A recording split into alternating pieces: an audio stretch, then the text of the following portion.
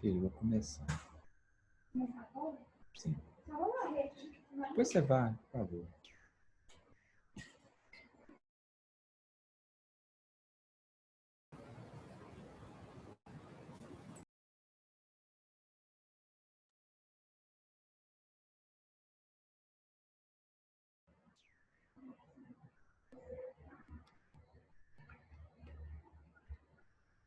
Pessoal, então vamos começar?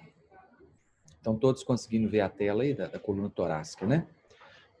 A coluna torácica, pessoal, ela é a parte da nossa coluna, tanto da cervical quanto da lombar, que tem a menor mobilidade. Então, ela move pouco. Por que que ela move pouco? Ela move pouco justamente porque ela tem a presença das costelas. As costelas, elas são, então, limitadores para a mobilidade das nossas vértebras. Consequentemente, você tem menos mobilidade na torácica. A torácica geralmente é uma região mais rígida da coluna. Por isso, também, ela tem menos problema de lesão, de alterações degenerativas, porque como ela mexe menos, ela tende a gastar menos também as estruturas, né? A torácica, ela também protege os órgãos, né, do pulmão, ela tem aqui a cavidade torácica, tem os órgãos, tem o rim, tem as estruturas que são protegidas aqui pelas costelas. Ela também tem uma importância muito grande para a respiração. Então, na hora que a gente respira, é o movimento das costelas que faz com que a gente introduza o ar nos pulmões. Então, é uma região também muito importante por causa da respiração. E ela serve também como uma base, como uma fixação para os movimentos dos membros superiores e dos membros inferiores. Então, ela é muito importante, tem uma função importantíssima na transmissão das forças e na mobilidade do nosso tórax, do nosso tronco. Nós temos, como eu falei com vocês, as costelas. As costelas, elas são importantes e as costelas, elas se articulam com as vértebras, né? E na coluna torácica, diferente da coluna lombar, o processo espinhoso ele é meio inclinado. Vocês podem ver aqui que ele tem um certo grau de inclinação. E isso limita um pouco a extensão da coluna, tá? Na torácica, o processo espinhoso ele é oblíquo.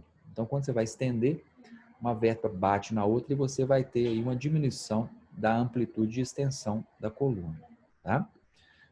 Na lombar é mais livre o movimento de extensão porque os processos espinhosos são retos. Então você não tem contato de um processo espinhoso com o outro. As facetas articulares, que são as articulações da coluna torácica, elas são alinhadas de T1 a T6 no plano frontal. Então elas têm um contato muito grande de realizar movimentações no plano frontal. Isso então faz com que ela tenha uma boa capacidade de fazer a inclinação lateral do tronco. Então, grande parte da inclinação lateral do tronco é feita na T1 e T, entre T1 e T6. Então, é como se fosse você conseguir fazer esse movimento lateral aqui, né? Então, grande parte desse movimento lateral é feito na torácica alta. E os movimentos mais de T7 até T12, as facetas são mais alinhadas no plano sagital. Então, elas são mais adaptadas a fazer a flexão e a extensão. Então, de T1 a T12, né, o alinhamento das facetas é no plano sagital, né, de T7 a T12, perdão. Então, basicamente, o movimento que acontece ali é a flexão. De T1 a T6, nós temos, então, como é alinhado no plano mais frontal, você vai ter essa tendência de fazer a inclinação lateral do tronco, tá? E nós temos como uma curva fisiológica a cifose. Então, a cifose ela é natural, a gente tem aquela cifose de uma maneira natural. Tem pessoas que têm essa cifose aumentada, então a gente fala que é uma hipercifose. E tem pessoas que têm essa cifose retificada. Então, essa pessoa, por exemplo, aqui, ela tem uma retificação da cifose torácica. A cifose torácica dela é reta. Então, ela não tem uma boa curvatura da torácica. Isso atrapalha, isso causa mais rigidez. Isso muitas vezes pode estar associado com a escoliose, é um mau prognóstico para a escoliose, a pessoa que tem a perda das curvaturas, né, principalmente da torácica. Tá? Então, isso aqui a gente chamaria de uma retificação da cifose torácica. Tá? Mas cifose, todos nós temos a curvatura. O que acontece é que algumas pessoas têm a hipercifose, que seria o aumento dessa curva cifótica. Né? Não é bom. Como eu falei com você, gente, a coluna torácica ela tem a presença das costelas, né? E nós temos as costelas de 2 até a 7, da segunda costela até a sétima costela, a gente chama de costelas verdadeiras, porque elas se fixam no externo. As costelas falsas são as oitavas, a oitava e a décima, porque elas se inserem nas cartilagens condrocostais, né? E nós temos as duas últimas costelas, a 11 e a 12, que são costelas chamadas costelas flutuantes, que elas não se inserem no nosso tórax, tá?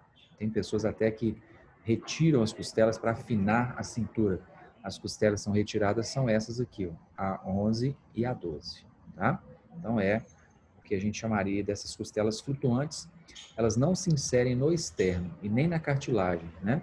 Elas têm uma inserção na musculatura do abdômen, na parte posterior do abdômen, na nossa musculatura posterior do abdômen. Como eu falei com vocês, as costelas elas têm uma capacidade muito importante para movimentação, a respiração. E aí nós temos essas estruturas aí que são as articulações da costela com a vértebra, com a parte costal e a parte que a gente chamaria de articulação condrocostal e condrovertebral. Condrocostal é a articulação da costela com a vértebra e a cartilagem condrovertebral seria essa articulação que nós temos aqui da própria costela com a vértebra, tá?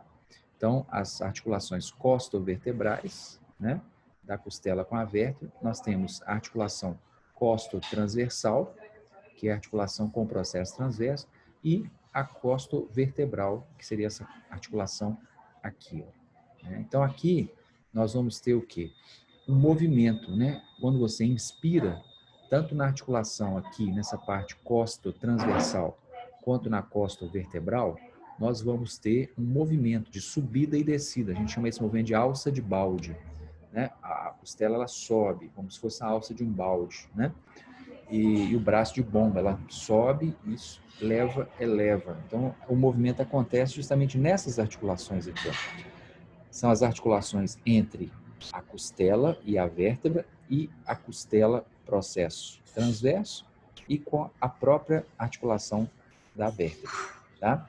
Isso aqui é uma articulação sinovial, tem líquido, tem ligamentos, né? São articulações aonde você vai ter ali, então, essa movimentação durante a nossa inspiração e a expiração.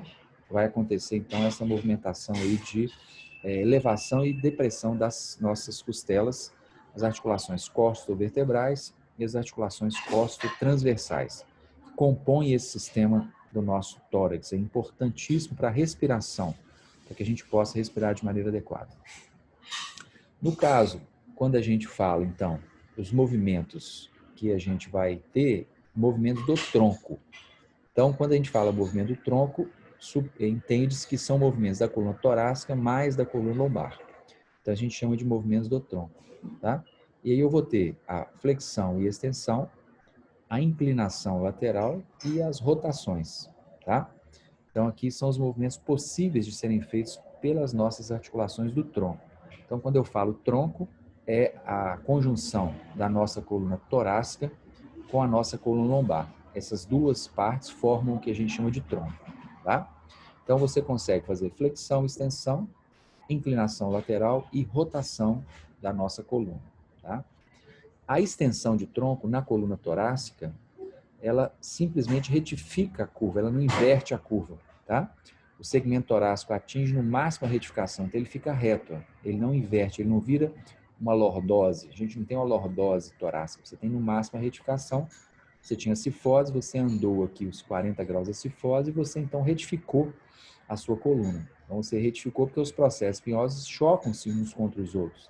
Isso vai então limitar a capacidade sua de estender até a retificação, tá?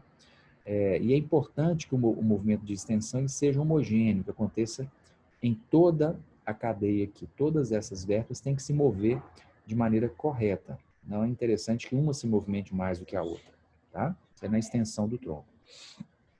A flexão do tronco, então, ela acontece quando a gente dobra essa nossa coluna, né?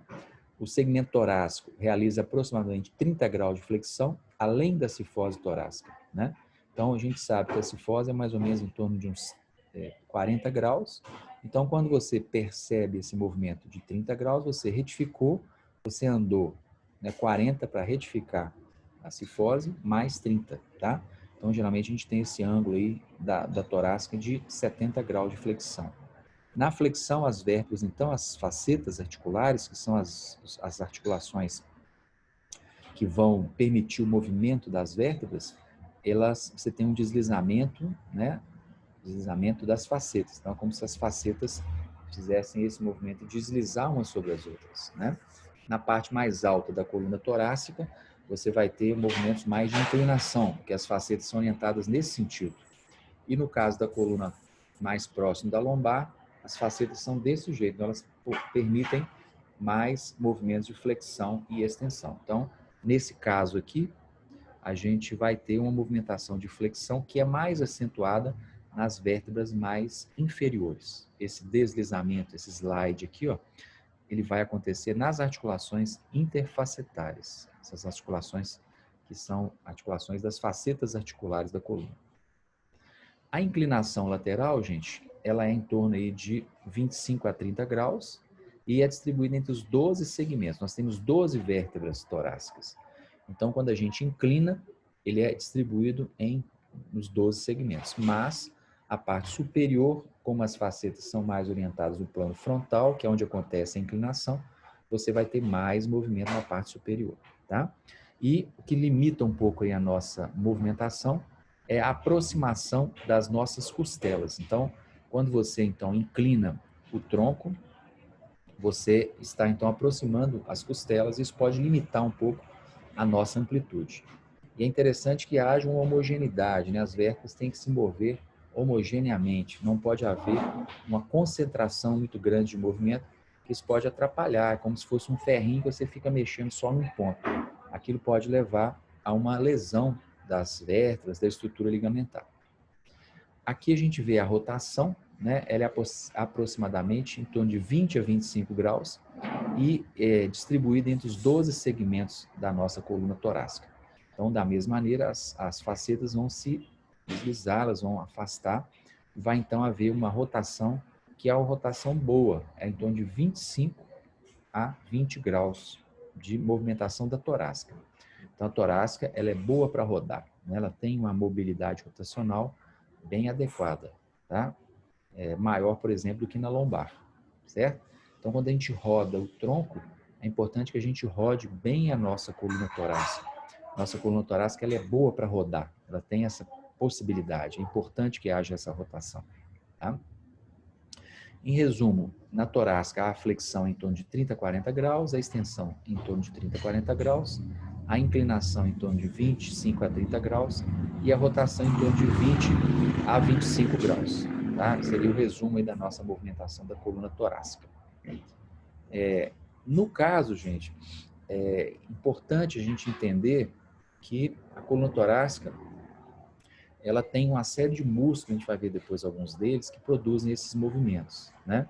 E também na região mais inferior, nós temos uma série de músculos que vão, então, gerar os movimentos também na coluna lombar e também na coluna torácica. Então, isso aqui seria um corte transversal da nossa coluna no nível da terceira vértebra lombar, um pouco mais abaixo da coluna torácica. E aqui a gente tem capacidade de ver o conteúdo abdominal, então é o nosso conteúdo do nosso abdômen, intestino está aqui, né? Aqui a parte da frente, aqui a parte de trás da coluna, aqui a parte lateral da coluna e aqui a parte lateral esquerda, lateral direita, tá? E aqui a gente vê vários músculos que formam o nosso tronco, que formam a nossa capacidade de movimentação das colunas lombar e torácica. Então nós temos aqui, por exemplo, os retos abdominais. Aqui a gente vê o oblíquo externo, aqui o oblíquo interno e o transverso do abdômen, tá? Então, reto abdominal, oblíquo externo, oblíquo interno e transverso. Como eles passam, né, na frente aqui ao eixo, eles têm capacidade de fazer flexão do tronco, ou flexão da torácica também, né, que é a combinação da torácica mais da lombar. Então, nós temos, observando o oblíquo externo, por isso que é o nome dele, ele fica mais na parte externa. O oblíquo interno e no profundo, em contato com o conteúdo abdominal, nós temos o transverso abdominal. Na região posterior, que são os extensores da coluna, tudo que tiver posterior ao eixo vai ser extensor.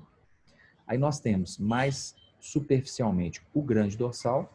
Vocês lembram quando a gente falou do ombro, que o grande dorsal, apesar de ser um músculo do ombro, ele tem inserção na fáscia tóraco-lombar, que é essa parte branca que vocês estão vendo aqui. Ó. E a fáscia tóraco-lombar, ela então vai ser uma extensora. Então ela está posterior à inserção do grande dorsal, é nessa fáscia. Então ele vai estender a nossa coluna torácica. Indo mais para dentro, nós temos os eretores da espinha, são esses dois músculos aqui, ó. É o iliocostal e o longíssimos, tá? O iliocostal mais lateral, o longíssimos mais medial. E lá no fundo, profundamente, nós temos o multífido, que é o músculo mais profundo que a gente tem na coluna. Ele está em contato com as vértebras lombares, torácicas também, mas ele está em contato realmente com a vértebra. Chama multífido, depois a gente vai ver com mais detalhes. Lembrando que isso aqui é um corte transversal, tá, gente? Cortou transversalmente o meu tronco. E aqui, esse envoltório que é a fáscia tóraco-lombar. No meio aqui, ó, você tem outro músculo que é o quadrado lombar. É um músculo intermediário, uma camada mais profunda um pouco. E na camada mais profunda do tronco, nós temos o iliopsoas. O iliopsoas, então, ele é um músculo posterior aqui, um pedaço dele é anterior. Então, ele participa tanto da flexão, quanto participa um pedaço dele da extensão do tronco. Tá? E isso, então, seria as camadas aí, mais profundo, em contato com o conteúdo abdominal, o psoas maior. Tá? Depois ele vai se unir ao ilíaco para formar o iliopsoas. Aqui nós temos o quadrado lombar, na camada intermediária de músculos do tronco, na camada mais superficial, o grande dorsal, na camada intermediária, os eretores da espinha, e numa camada bem profunda que a gente nem consegue palpar, você tem o multífido. Tá? Então, isso seria aí aquela quantidade, aquela cadeia de músculos que a gente observa na nossa coluna lombar. Tá? Lembrando que alguns músculos se inserem na fáscia tóraco-lombar, essa parte branca aqui, ó, como o grande dorsal, como o transverso, como aqui também o oblíquo interno. Tá vendo que ele insere na fáscia tóraco-lombar, que é essa parte branquinha. Então, todos esses músculos vão se inserir na fáscia, que vai se inserir na vértebra. É por isso que esses músculos ajudam na estabilidade da coluna, porque eles têm uma inserção na vértebra, diretamente sobre o processo transverso da vértebra, que é essa partezinha aqui. Tá, gente? Então, isso seria o que a gente chamaria dos músculos da região lombar, do tronco, que inclui aí mais a região lombar. A coluna lombar, gente, por sua vez, ela é uma grande fonte de problema para a gente, né? As pessoas têm muita dor lombar. E justamente porque a coluna lombar ela tem esse grande desafio entre a mobilidade e a estabilidade. Existe uma grande proximidade com o centro de gravidade, o que faz com que haja muita carga em cima da coluna lombar. Em torno de 80% a 90% da população mundial ela vai apresentar dor na lombar algum dia na vida dela. E a cada momento, 20% do mundo está com dor lombar. Isso é causado por vários fatores, desde fatores biomecânicos, até mesmo fatores psicossociais, estresse, tensão, ansiedade, insatisfação com o trabalho. São grandes fontes também de dor lombar, não só a questão mecânica, mas também as questões psicossociais. Daí a gente adota hoje um modelo que a gente chama de biopsicossocial. Tem alterações na biomecânica, mas existe também alterações psicológicas e sociais que vão afetar e gerar lombalgia nas pessoas, tá? E uma das coisas são as posturas inadequadas, são as sobrecargas sobre a coluna, muitas horas sentado. Ficar sentado um pouco nessa posição não é ruim. Agora, ficar horas e horas e horas e horas sentado desse jeito ou em outras posições muito fixas, vai levando a sobrecargas. Isso pode ser, a médio e longo prazo, um fator gerador de dor lombar. Tá? Na lombar existem as curvas, né? Nós temos na lombar, do mesmo jeito que na torácica você tem a cifose, na lombar você tem a lordose lombar, essa curvatura em torno de 40 graus. Tá? E vista aqui, a gente está vendo uma retificação da lordose lombar. A pessoa perde a curva da coluna. ela tem uma diminuição da curvatura fisiológica, natural e boa para a nossa coluna. É importante que a gente tenha essa lordose, porque isso distribui as cargas que são grandes na lombar em relação à parte anterior e em relação à parte posterior da coluna. É importante que a gente tenha essas curvas. Isso distribui mais harmonicamente as forças sobre a nossa coluna. Tá? É interessante que a gente tenha essa lordose. E as facetas, como eu falei com vocês, elas são orientadas no plano sagital, enquanto que na torácica, principalmente na torácica alta, ela é orientada no plano frontal. Por isso, na lombar, a gente faz muito pouca rotação. Por isso que as rotações para a colombar são perigosas e com muita amplitude podem levar a lesões, porque rapidamente você chega no extremo de movimento da articulação. E na torácica, ela é mais adaptada a rodar do que a lombar. Então, se a gente for escolher para rodar, tem que rodar mais a torácica do que a lombar. A lombar tem menos mobilidade do que a torácica, tá? Rotacional. Uma coisa que é muito importante na coluna, gente, é o que a gente chama de fáscia tóraco-lombar. É aquilo que eu mostrei para vocês, que é a inserção de vários músculos. Então, é uma aponeurose, um tecido conjuntivo que faz a forma de um losango aqui. E nessa fáscia tóraco-lombar inserem-se vários músculos, tanto músculos como o grande dorsal, o glúteo médio, o transverso. E esses músculos, à medida que eles fazem força, eles tracionam essa fáscia. Então, produzem uma melhor rigidez dessa fáscia. Produz um enrijecimento da coluna, que isso ajuda na estabilidade da coluna. Quando você está fazendo um agachamento, algum tipo de movimento que use a perna junto com a coluna, esse tracionamento das musculaturas, né, da face pelas musculaturas, produz uma tensão, e essa tensão ajuda a produzir uma melhor estabilidade da sua coluna lombar. Com isso, você consegue carregar mais peso com menos sobrecarga na estrutura dos discos e das facetas, as estruturas que podem se machucar, que podem se lesar. Tá? A flexão, então, da coluna, ela é essa mobilidade, que a gente até falou disso em outros vídeos aí, né?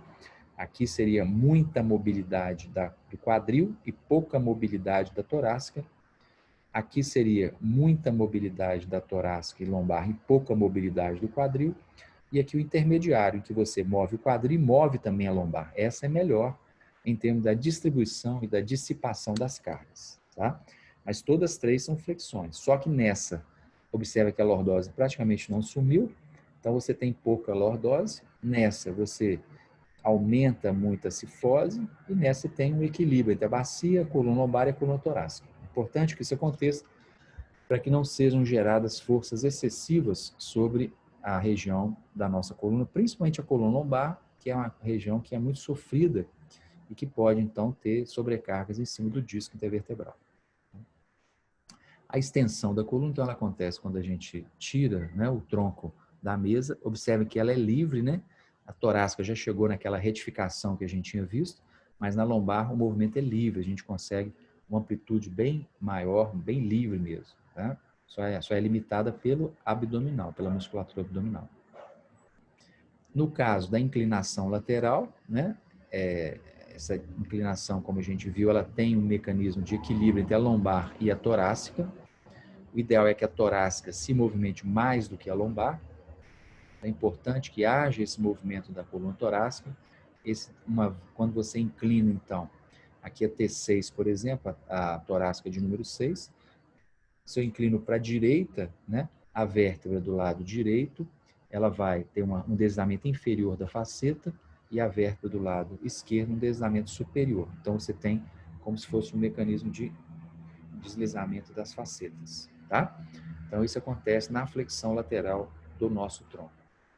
No caso da rotação, a amplitude rotacional da lombar ela é pequena, porque como as facetas são orientadas no plano sagital, elas chocam-se muito frequentemente umas com as outras e limitam essas amplitudes. É em torno de 8 até 15 graus. Então, é uma amplitude pequena a mobilidade torácica rotacional. E a lombar, pouca, e a torácica um pouco mais. Né? Na lombar, existe também o equilíbrio, né? E existe uma movimentação conjunta entre a pelve e a lombar. Então, a gente tem o tilt anterior da bacia, né, e o tilt posterior. Quando você faz o tilt anterior, que é a antiversão, a lordose aumenta. Quando você faz o tilt posterior, que é a retroversão, a lordose diminui. Então, você tem aí esse movimento de báscula da pelve. Báscula posterior, que a gente chama de retroversão, com a retificação da coluna. E a báscula anterior, que é a chamada antiversão pélvica. E isso vai acabar produzindo uma retificação, ou perdão, um aumento da lordose lombar, um aumento da lordose. Então, existe uma comunicação grande entre a bacia e a coluna lombar. Com a retroversão, retifica a coluna lombar. Com a antiversão, aumenta-se a lordose lombar. Então, o aumento e a diminuição da lordose pode estar relacionado à pelve, né? E a esse equilíbrio pélvico aí que a gente está vendo. Então, o que a gente está vendo aqui, ó, retroversão, retificação da lordose, antiversão, aumento da lordose. São coisas que acontecem aí durante os movimentos da nossa coluna. Retroversão, antiversão. Tá? São os movimentos aí que a gente pode ter acontecendo aí na nossa coluna de maneira correta, de maneira tranquila. Tá? No dia a dia também, a nossa coluna ela assume várias posturas, né? A gente pode ter aí uma série de posicionamentos que vão aí mudar aí a nossa, gerar a sobrecarga na nossa coluna. Deitado, a lordose aumenta, você pode dobrando as pernas, a coluna tende a retificar. Quando você deita-se sobre uma rede, por exemplo, há uma diminuição da lordose. Quando você deita de lado, há uma inclinação da coluna, tá? Então, durante os movimentos do dia a dia, a coluna está sempre se movimentando, né? Existe sempre a movimentação da bacia junto com a pelve, tá? E junto com a coluna. Também uma coisa que é muito importante aqui para a gente é exatamente a estabilidade da coluna. A coluna, como a gente viu, é uma região de muita carga, de muita biomecânica pesada em cima dela.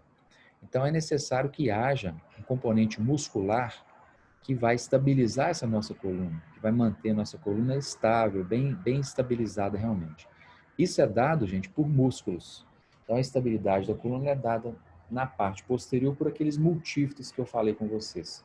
Na parte superior, pelo diafragma, na parte inferior, pela musculatura do assoalho pélvico, na parte anterior, pelo transverso do abdômen. Então, esses músculos profundos, eles servem para estabilizar a nossa coluna, criar um aumento da pressão intraabdominal. Então, quando a gente faz força com esses músculos, você cria uma pressão aqui interna, e como essa pressão interna ela ajuda a manter os processos dos corpos vertebrais estáveis. Tá? Então, esses músculos profundos, eles são músculos importantes nesse mecanismo de estabilização lombopélvica, na estabilidade lombopélvica. Então, em cima o diafragma, embaixo a musculatura do assoalho pélvico, na frente o transverso do abdômen e atrás os multífidos. São músculos profundos, existem músculos mais superficiais, mas esses nós consideramos como os músculos profundos de estabilização da nossa coluna, tá? Então eles têm essa característica muito importante de produzir estabilidade para a nossa coluna, tá?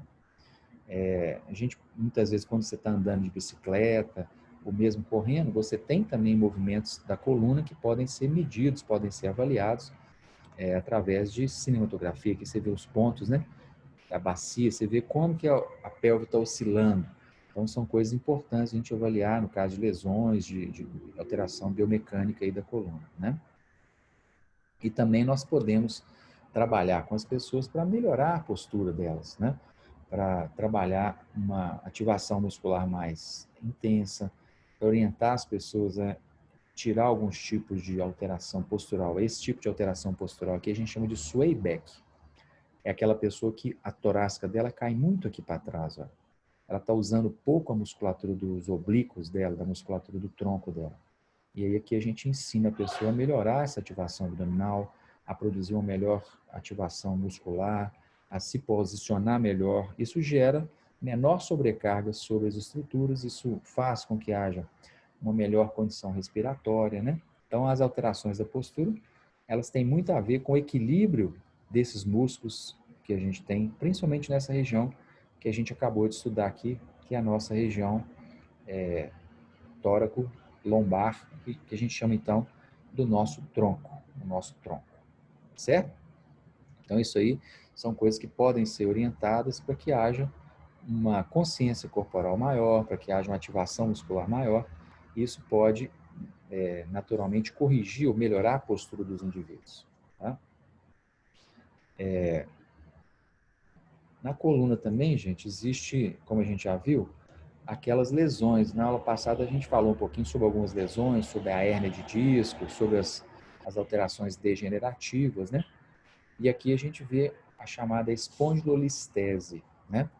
Que aqui você vê a coluna lombar e essa vértebra, observem que ela está mais para frente do que essa, por exemplo. Essa está aqui alinhada, ó. Aqui é a L5, aqui o sacro, aqui é a L4. Então, essa vértebra aqui, ela está deslocada para frente. Ela foi para frente. Então, houve o que a gente chama de uma listese. É o deslizamento da vértebra. Isso muitas vezes acontece por questões traumáticas ou mesmo questões que a pessoa já nasce com isso, né, congênitas. E aqui se observa que tem um pedaço faltando, que é, no caso, a fratura do istmo vertebral. E isso produz, então, esse deslocamento da vértebra. Isso pode doer ou não, né, gerando, então, incômodo. Se for em pessoas muito jovens, isso muitas vezes pode ser gerado por excesso de exercício, de extensão da coluna. Então, jogador de vôlei, quem faz ginástica olímpica e que faz excesso de movimentação, de extensão da coluna, principalmente se tiver uma torácica muito rígida, isso pode acabar, então, forçando a região lombar e produzindo essa ruptura do istmo da vértebra e o deslizamento, então, dessa vértebra. Isso pode acontecer de maneira traumática ou mesmo a pessoa já nasce com a má formação nessa região e vai evoluindo o deslizamento da vértebra, muitas vezes produzindo dor, e dependendo do grau de lesão, até mesmo a pessoa tem que fazer uma cirurgia para poder prender essa vértebra que está deslizando para frente. Tá? Então, isso é o que a gente chamaria de espondilolistese. Listese significa deslizamento da vértebra. Tá? É um deslizamento vertebral. Certo? Muito bem. Então, pessoal, nós vamos passar aqui agora para algumas orientações para vocês em relação ao nosso curso, né? Hoje, então, essa aula de coluna lombar, trabalho para vocês fazerem para a próxima aula, que é o trabalho de colocar o nome dos músculos que vão mover a coluna.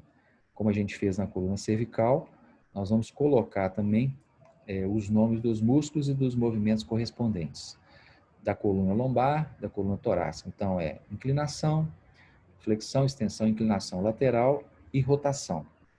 Tá? Então, vocês vão colocar para mim o nome dos músculos que vão fazer cada um desses movimentos e mandar do mesmo jeito que a gente fez até agora por e-mail. Tá?